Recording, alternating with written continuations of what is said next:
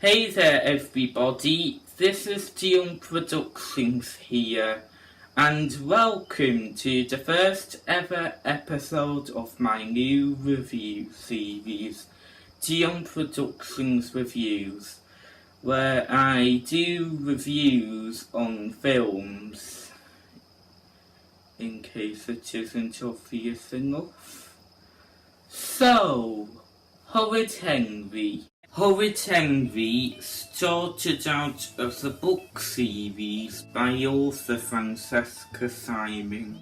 They featured a slice-of-life adventures of a mischievous and oftentimes self-centered boy named Henry, as he usually causes mischief, doing things like making his younger brother perfect pizza. It's sort of like they took the character from Wacky Races called Peter Perfect and switched his name around.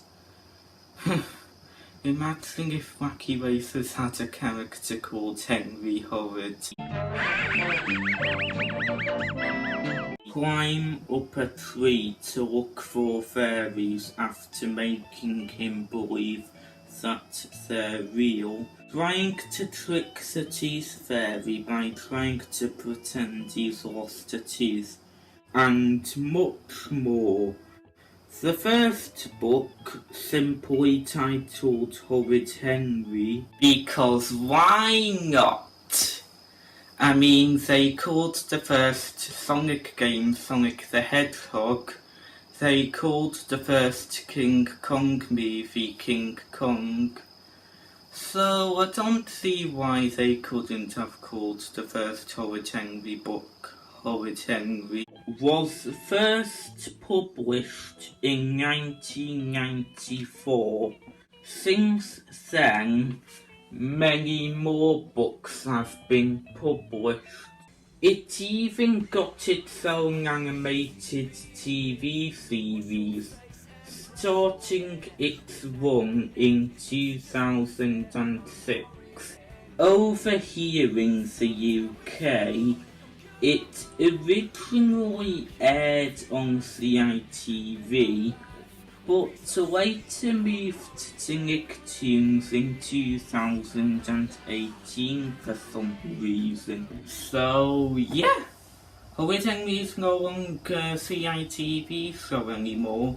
It's now a Nickelodeon show, just like other Nicktoons like SpongeBob and The Loud House. Speaking of these two shows, I'm supposing they didn't get the channel enough views, so they decided to import another popular cartoon from another network so they can get more views.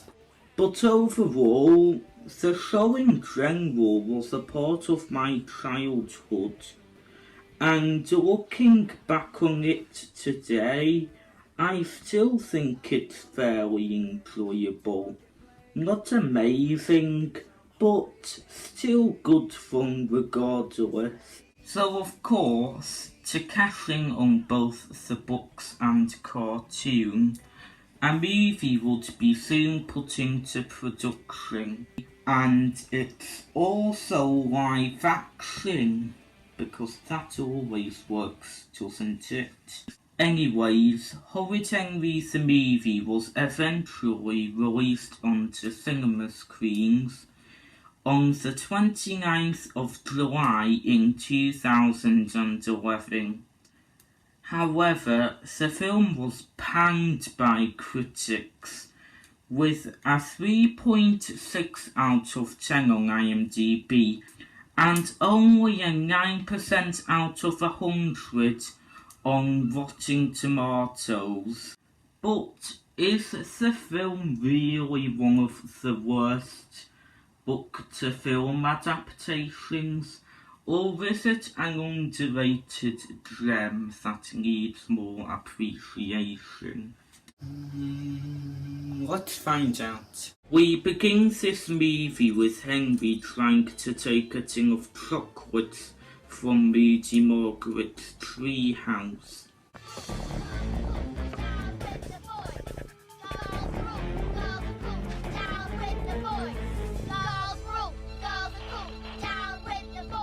You know, that was actually based on a song from the show.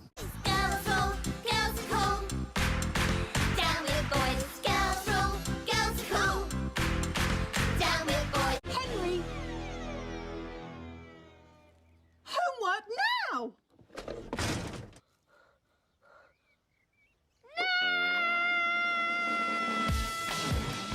Honestly, even though this is a really neat reference there, the problem is that Henry's iconic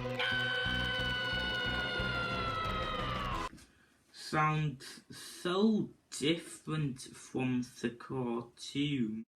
I get that you can't get a kid to sound exactly like Lizzie Waterworth, you know, Henry's cartoon voice actor, but still, it's rather off-putting regardless. Hey Peter, it's not bad. For a smelly nappy baby. And then Mum says, Don't be horrid, Henry! Okay, usually in the show and the books, Peter would call his mother before she said that to Henry, but they don't do it here for some reason. It just seems a little bit off. I'm way too busy. I'm rocking out. Okay, what was that about though? Someday I'm gonna be a rock star.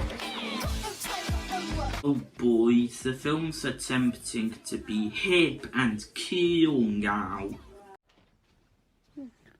Henry? Go away, worm! Oh ha ha ha! Farting is hilarious. So then we get a montage of how little care Henry's family has for property as his homework book gets messed up. Okay, that transition there, it was actually pretty cool, I'm not gonna lie. That's Ralph. Better known as Rude Ralph. I'm really sorry, but I refuse to accept that this is Rude Ralph. I mean, Theo Stevenson isn't exactly a perfect casting choice, but he's probably the actor you'd expect to play Horrid Henry. But Ralph, not only does the actor not even resemble him, but even his clothing looks nothing like Rude Ralph's clothing. Even Henry's other friends have gotten the same treatment too, including my boy Beefy Bert. I don't know. Nah, the show did it better. I don't know. Hello, Bert. Late again for school? I don't know. So after reminding me of a movie I'd much rather be watching, Henry has his friend Brainy Brian forge a note from his mother saying that the cat ate his homework. Linda? Oh, lazy Linda. Right here, miss. Okay, that was actually pretty funny. So Angelica Houston as Miss Battleaxe manages to realise that the note was forged, since Henry can't spell homework correctly. And then she says this. And that's why I know that you did not write this note, Henry, because work is spelled correctly in this note, and I know that you would never be able to spell it correctly. Okay, you know what Henry's like, but is that that really something you should say to your own student? Good. So now, we finally come to the iconic Horrid Henry theme song. Actually, fun fact, the show always had 2 theme songs. Now, I'm not talking about when they changed the opening sequence in season 4. I mean that the show always had 2 completely different theme songs. It's not fair when mom and dad nag, stand up straight, don't be rude. It's so not fair. It's not easy being me. Wash your face and brush your hair. Well, nag, it's just not fair. I'm Horrid Henry. So I did my research, and it turns out that the first theme tune was used in the first few episodes, but then was replaced by the other theme song for some reason. Then Henry's friends come to visit him in detention, and then we get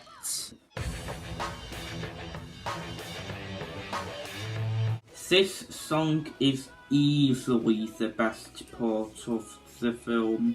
The song itself is rather catchy and overall just fun to listen to. Although afterwards Henry somehow manages to break the laws of physics by floating in the air. Well, at least we have Miss Oddbod here to state the obvious. And get down from there right now, you horrid boy.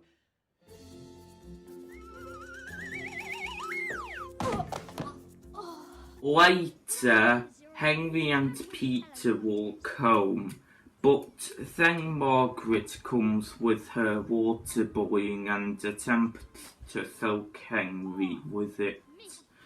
But Henry manages to come up with a clever plan to get her instead.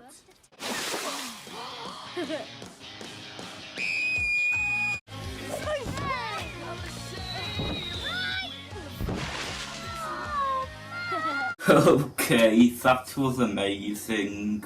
Henry goes to his room and then sings about being king. But for some weird reason, Theo Stevenson's voice is dubbed over by Cartoon Henry's voice actress. When I'm king, yeah, when I'm king, the sun will come out and the birds will sing. Yes, really, that's actually Lizzie Waterworth you're hearing right now. I don't know whether I should be happy or confused.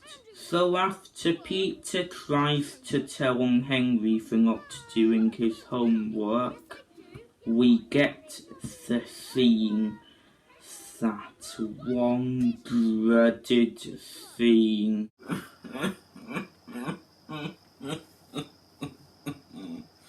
Save me, please. Okay, now brace yourselves. Nothing will prepare you for the next scene I'm about to show to you all. It is that bad. It is so embarrassingly awful that you'll probably be traumatized. Okay, now let me show you, without a doubt, the worst special effects in film history. Oh, why do you have to be so perfect, Peter?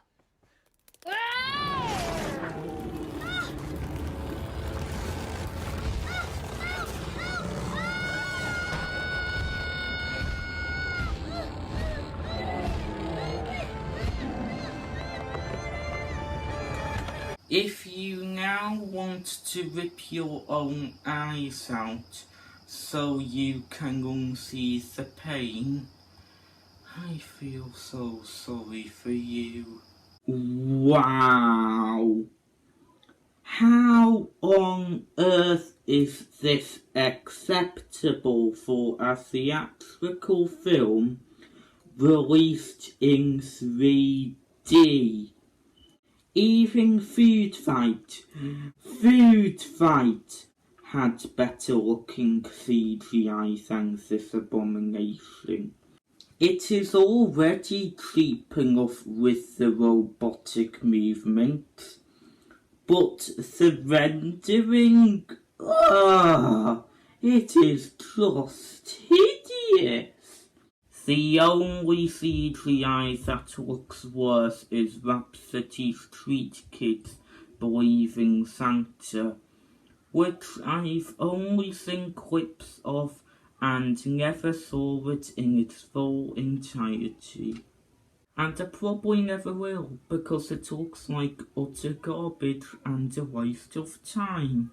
So after seeing that, Margaret and Susan try to get back at Henry by setting up a trap where if Henry opens the school door, a bucket of slime will fall onto him.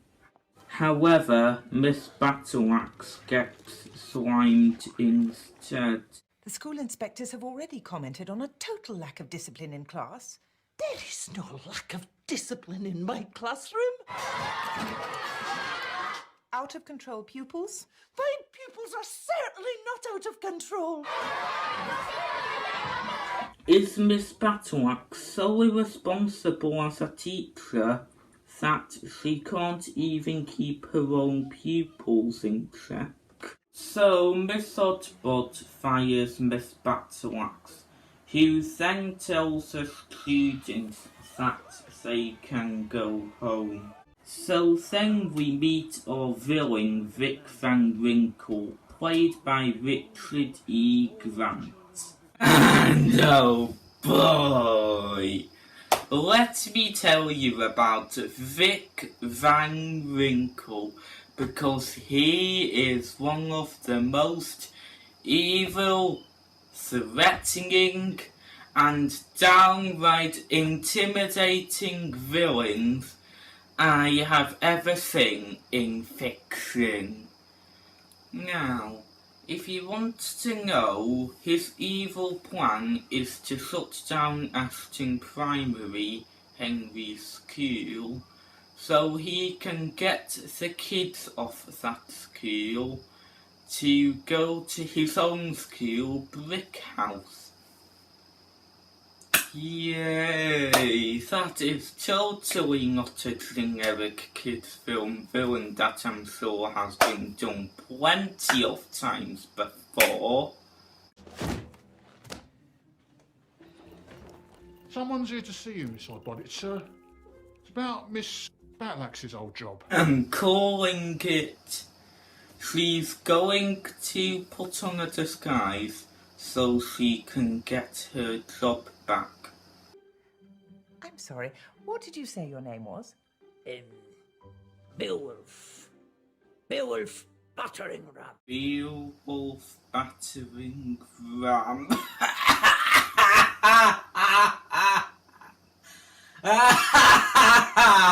Beowulf Battering Ram. But Miss Oddbod is able to tell that it is really Miss Battleaxe in disguise. Thank God that they didn't dumb her down just for the sake of lazy writing. Meanwhile, Henry and his classmates join Miss Lovely's class. Yesterday I put a red crayon in the yellow crayon box, Miss Lovely. And I took it out again, Miss Lovely. Okay. And I wiped it clean with a cloth, Miss Lovely. Well, that is a really good thing to do. especially since we have that certain sickness you all know the name of spreading around the world. Henry, can you tell me what Frere Jacques means? Yeah, nice pickers. Wow. I can't believe I'm saying this, but this movie taught me something. Nose pickers is English for Frere Jacques. Nose pickers, nose pickers. Whilst Henry and Margaret fight, because why not, we then get treated to more awful CGI. Now to be fair, the T-Rex still looks worse, far worse, but look at that goo. So Vic Van Winkle's so very evil plan works, and Miss Lovely is humiliated, and then we get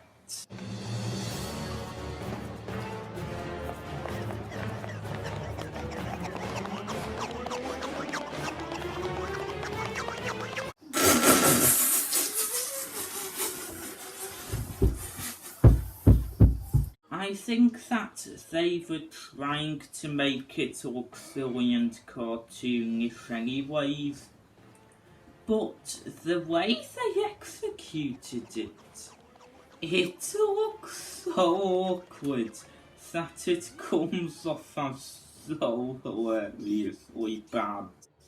So then Henry is taken off the list and can't take part in the talent show anymore. Then we cut to Fluffy eating cupcakes, and they got it completely wrong. In the books and cartoon, she was meant to be a great Abbey cat, but now in this live action movie, she's a fluffy, get it, white cat that has been dyed blue for some reason. I thought this was meant to be Horrid Henry the movie, not a live action adaptation of Bob the Builder. After that, Rich and Ruby and Stuck-Up Steve come over, along with Prissy Polly and Vomiting Vera. But where's Pimply Paul? I mean, isn't he Polly's husband as well as Vera's father? He appeared in the cartoon, so why not in the movie? Also, is it me or does the actor that plays Steve look a bit too old? You're too cold for school.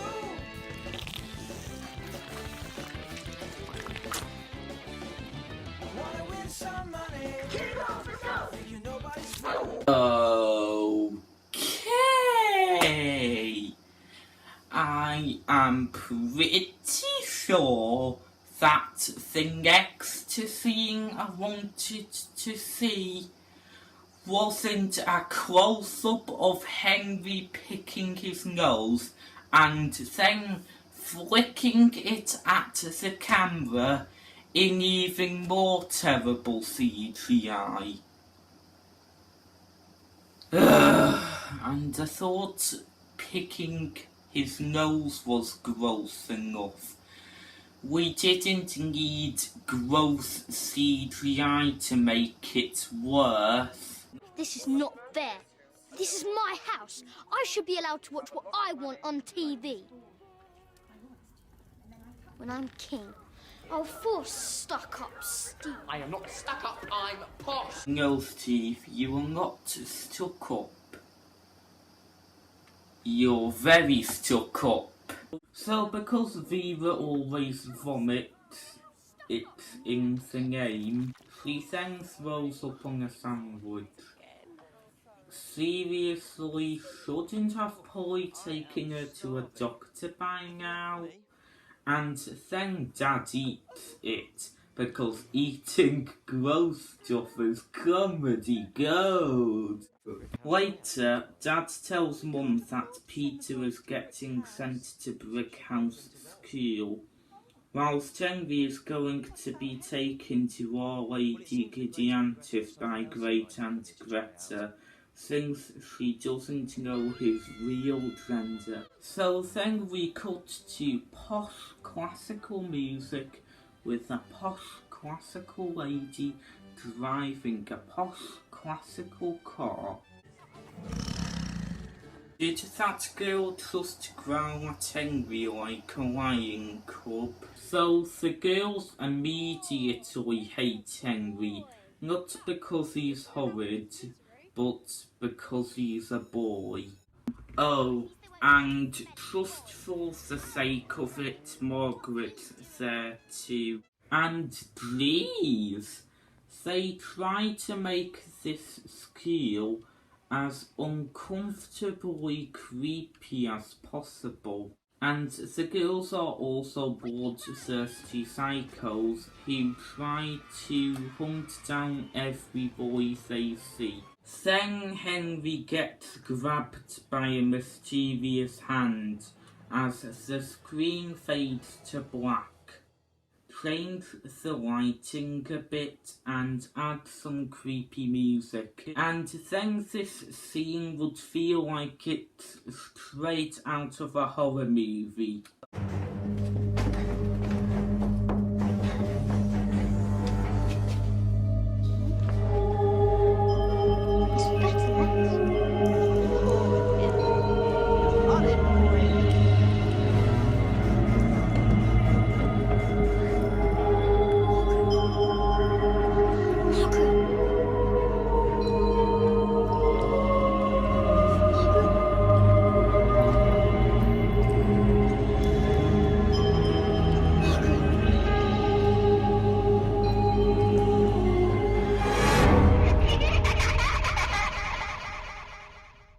So Margaret puts Henry in a girl's uniform so that the other girls won't know he's really a boy. But couldn't you have gotten him a wig too? Surely the film would have the head teacher or whatever keep one around hidden in a box somewhere for plot convenience. Oh, because why not? So then the girls run after Margaret and Henry, who just managed to escape. Meanwhile, Peter gets dropped off at Brick House, and it just so happens that Miss Lovely is working there too. And then Peter starts floating in the air after hearing about that. And then the two walk into the school holding hands in a rather unintentionally romantic way. Awkward.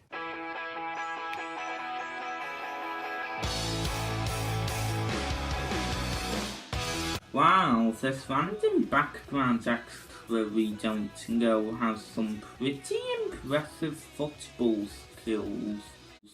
So after that, we get Peter singing Nose Pickers in a few different ways.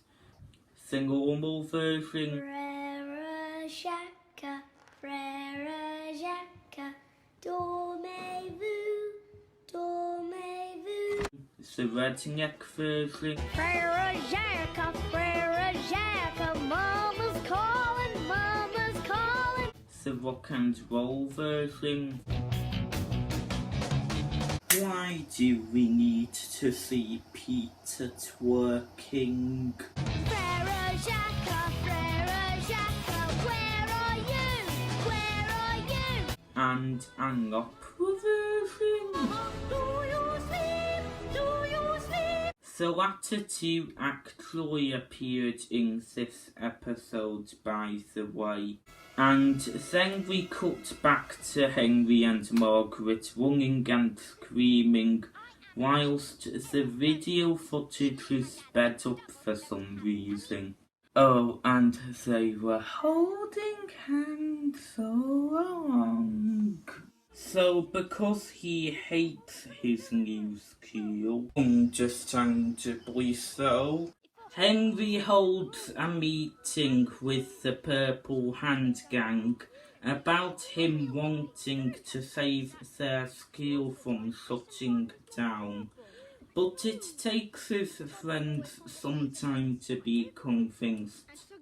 Luckily, Henry does manage to convince them to help him, and Margaret wants to help out too. And Henry's plan is to get back into the talent show and become famous enough to save the school. But oh no! Soggy Sid's here, and he's checking to see if Henry's going to sneak his way back into the talent show.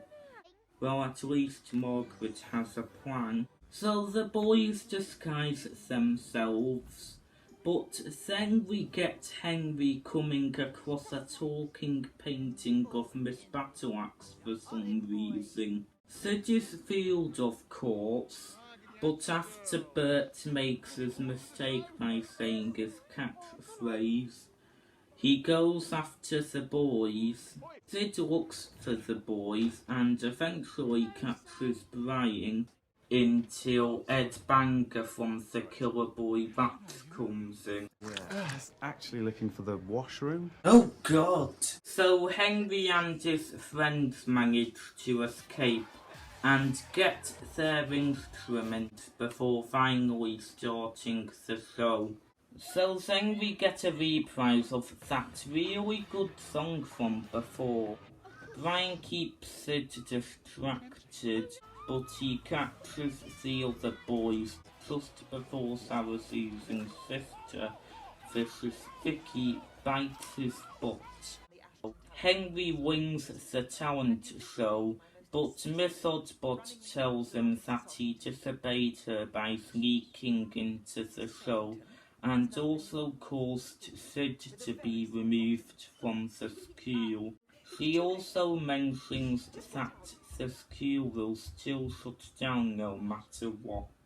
Henry, of course, goes home upset, but is called to a meeting at his fort. And look, Pilchard's here too!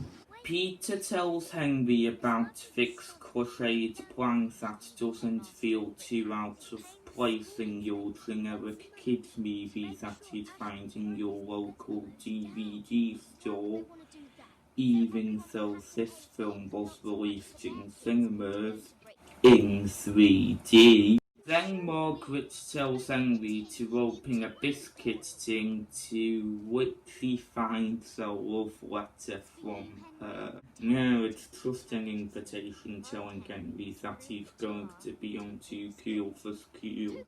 However, Henry thinks it's impossible for him to win, but he still goes on the show anyway.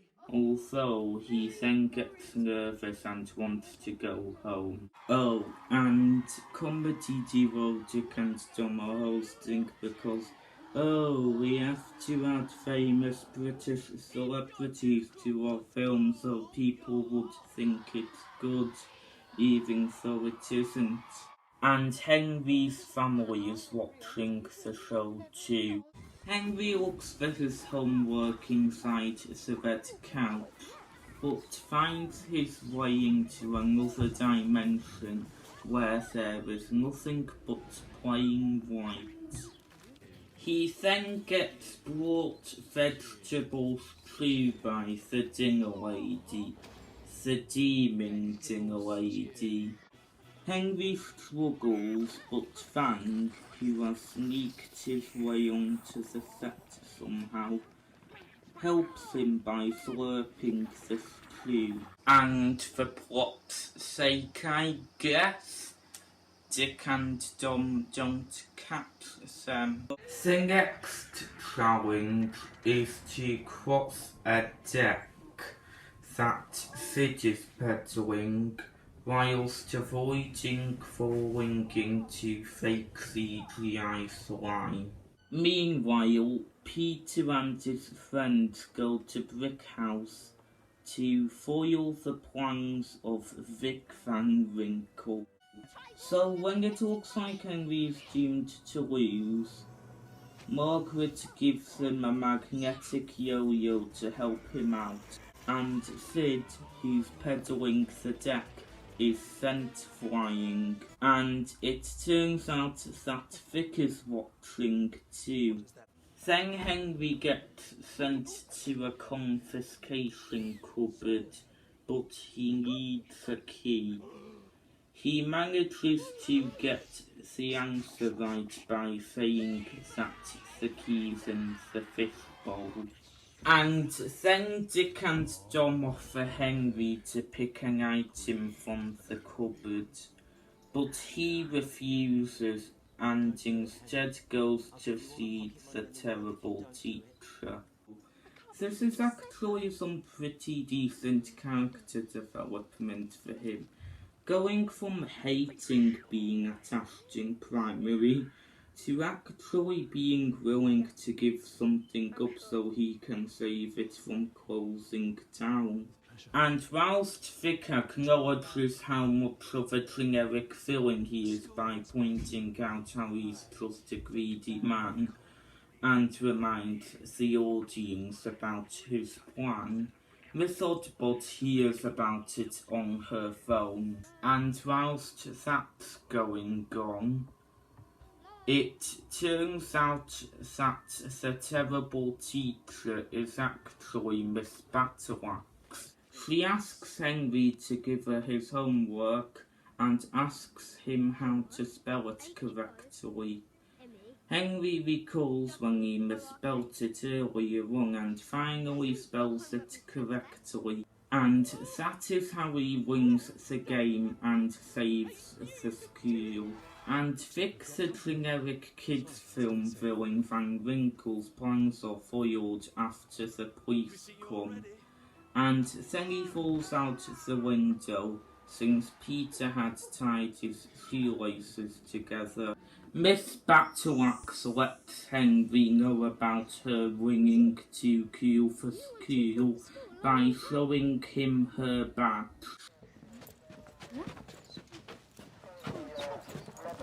Call yourselves school inspectors! The only thing you'll be inspecting from now on is the inside of a prison cell! She is so right. So Peter gives Miss Oddbot the money, but she says she doesn't need it, and Margaret suggests that they should instead use it for the most cliched film outing you could imagine, a dance party ending. You know, just like films I'd much rather be watching right now. I guess reusing tired old cliches that have been done to death works for them. And for some reason, they wait until winter to have the party. But during all of that, Henry works on his homework, which is just Margaret's slime bucket trap from before. Although he does at least make it in time.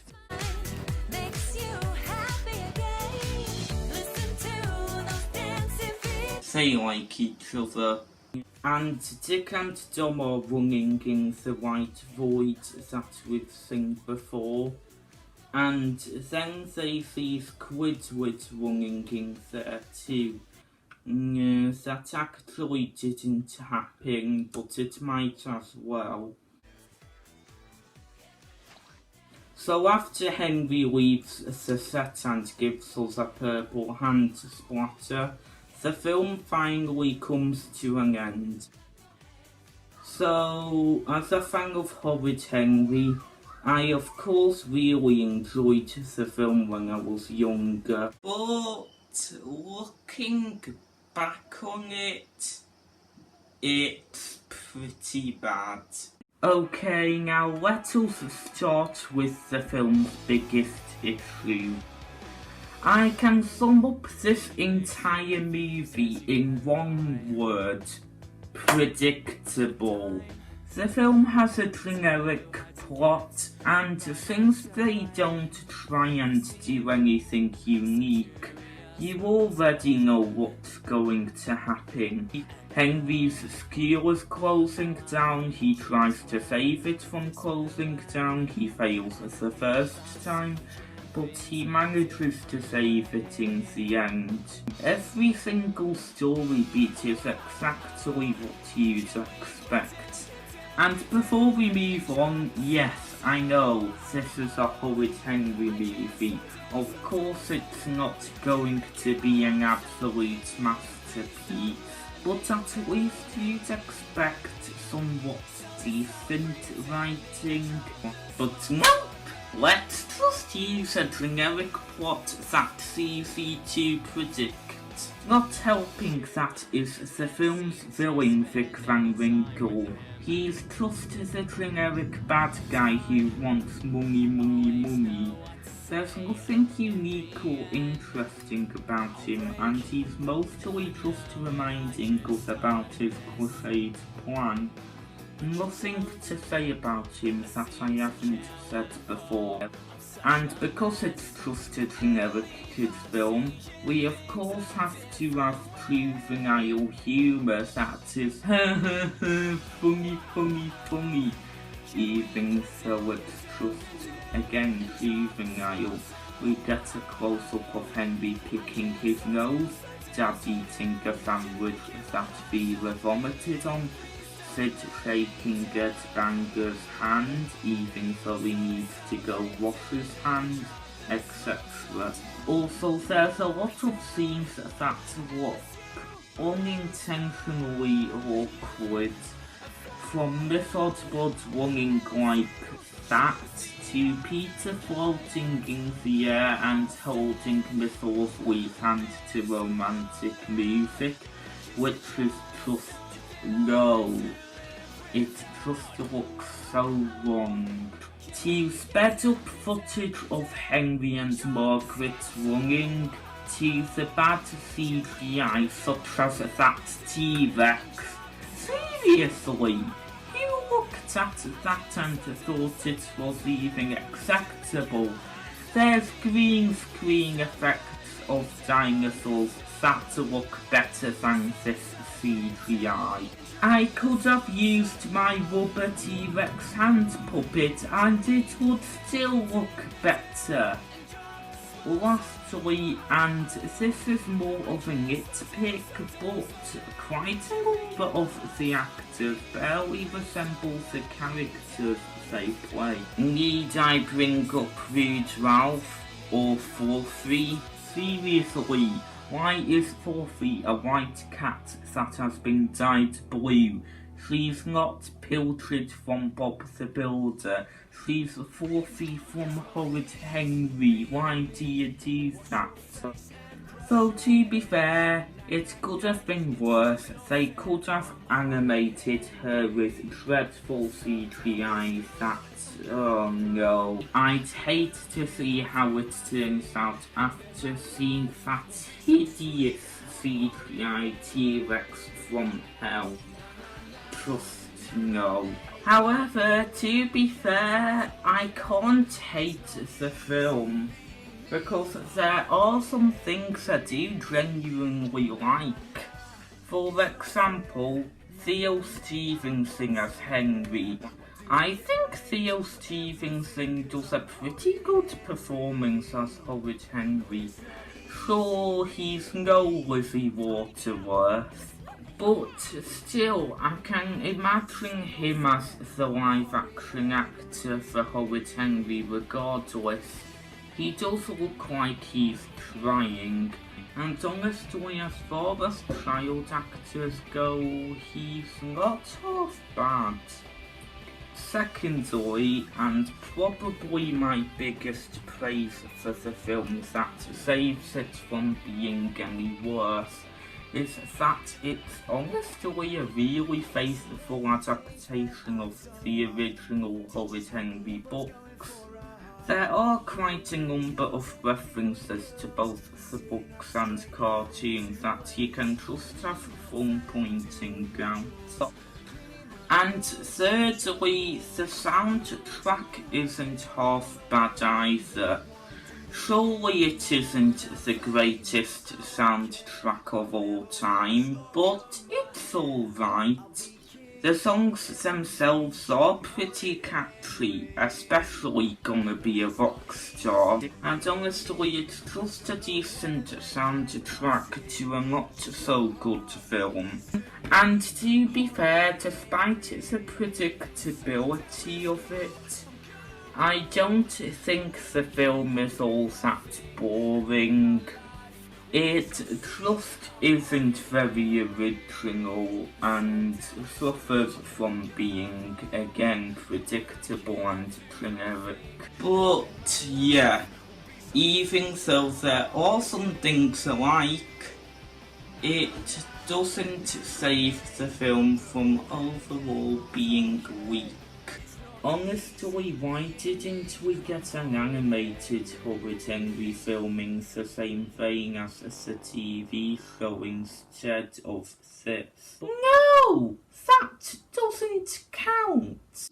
But for my score, I was thinking hard about it, but ultimately I am going to give it a 4 out of 10.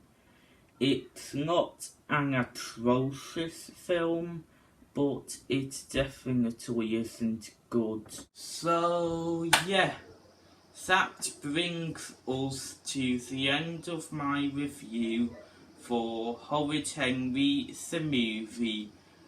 And I'm just going to go back to reading the books and watching the cartoon, because they're much better.